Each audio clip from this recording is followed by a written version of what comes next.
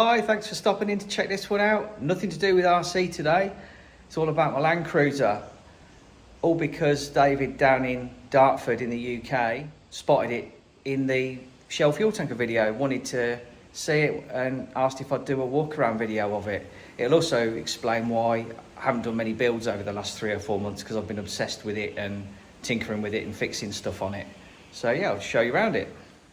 So here it is, my 1982 LandCruiser short wheelbase FJ40, shorty, whatever you want to call it. Got the wide angle lens on so I can try and get it in. I've been working on it now for 3 or 4 months. Repaired quite a few bits and pieces on it. It was leaking like a sieve when I got it. I'll go through that in a minute. But I absolutely love it, it's awesome.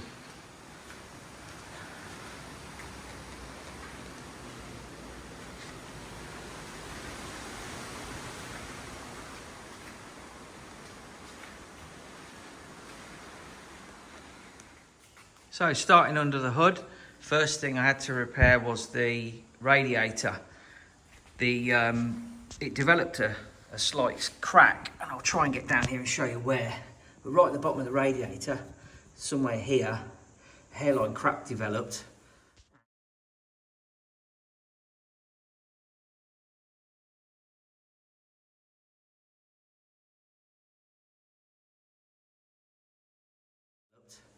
And started leaking, so the only option was to take that out and get it re-cored and welded up. So that ended up with a train ride to Sydney with this under my arm.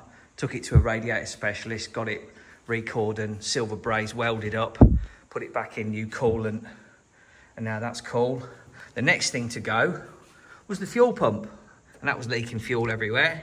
Everything I've fitted is genuine Toyota parts I've managed to find, whether it be in Australia, Japan, America, wherever, but they're all genuine. So there's the new fuel pump that went in. Nice and easy job. Now I've got no mechanical experience, but these things are so easy to work on. It's just brilliant. I also changed the fuel filter, so that's a Toyota one down there. That came from Thailand, I think. Next thing to go were both clutch cylinders.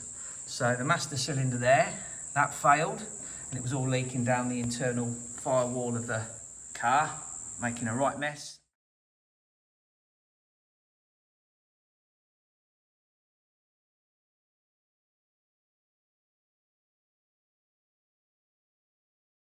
And the slave cylinder, which is under here.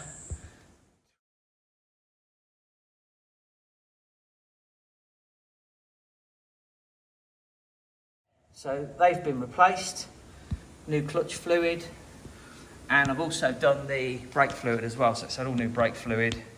I also did a oil and filter change, and most of the parts for that I was able to get from Toyota. The engine was leaking oil, so I got a new sump gasket. Now that wasn't genuine, I got that from a place in Kotara, just near Newcastle, and that's a one-piece gasket. This is a 6-cylinder petrol, by the way, and that fixed the oil leaks as well, because it was leaking at the front here, right the way up at the back. So I had to degrease everything, clean it all underneath. Now it's completely dry. So getting around the other side underneath, I also changed the transmission oil and transfer case oil, including the fill and drain plugs. Right there, I think there's one under there, and then through there. Really easy to get to. So around the back, the rear diff was rebuilt, and I've also put new rear wheel bearings in. Now I didn't do that, I had that done because that's well out of my skill set. I have just ordered a new set of shocks front and back from Japan. They're coming through Toyota, still in stock, which is incredible really for a 42-year-old car. Looks dead easy to changed. There's just like a couple of 17mm nuts on there, one up the top behind there. Even around the front looks easy. So around the front, just a bolt there to undo. Another one down there. So mechanically wise, its sound runs like a top. Really, really nice. Cosmetic bits, I managed to find some new rubber seals for the front indicators because they were all perished and cracked. I also rewired the lights because there were scotch locks and all kinds of bodge jobs going on in there. The kick vents at the side, I managed to get new parts for those. So the springs there and the rubber seals that you have to bond onto the steel.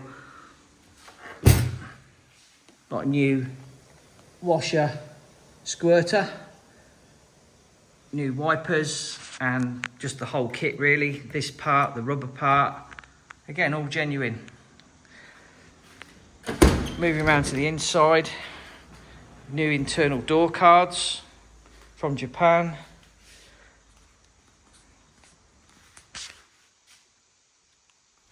I did have to fit a new odometer because not long after getting the car, it stopped counting up.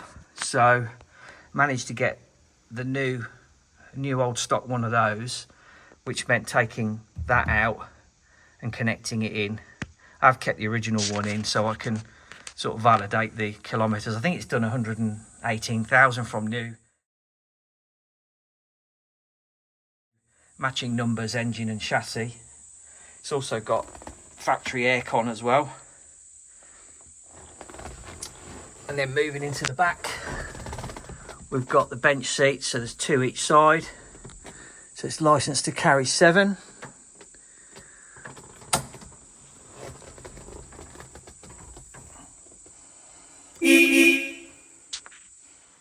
Little look around the back too.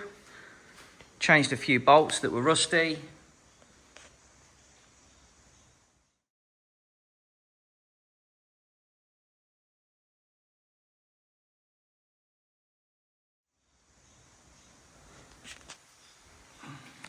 I think I've got a door handle here missing. I might have to try and find one of those.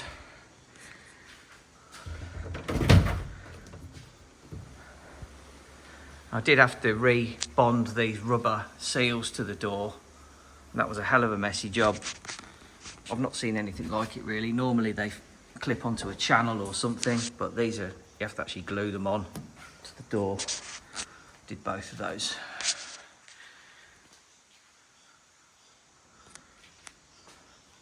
And there it is, not really much more to say. Well, I could pull one of these chairs down, I suppose, see what that does. So there you go.